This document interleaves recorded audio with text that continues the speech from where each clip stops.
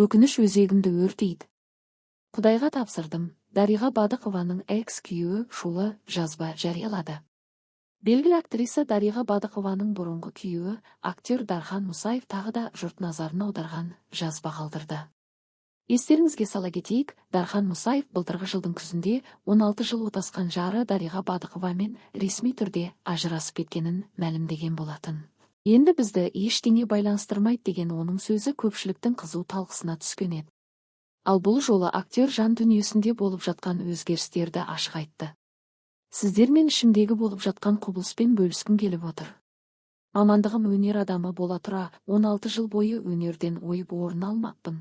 Бойымдағы талантымды, өнерімді тұншықтырыппын. Өзімді қолға алып дем салдырып, рухия оқытқалы көзім ашылып, өмірді басқаша сезіне бастадым. Бұл емді маған айлап жалғастырды, себебі тұла бойымда тылсым күштердің кедергілері анықталды. Ал оны тазалауға әжептәуір күш кетті. Қазір есімді жиып, өткеніме қарасам өкініш өзегімді өртейді. Мен осындай дәрежеге түсіруге себепші болған жандарды бір Құдайға тапсырдым деп жазды Дархан Мұсаев. Бұл мәлімдеме әлеуметтік желі қолданушылары арасында қызу пікірталасқа себеп болды.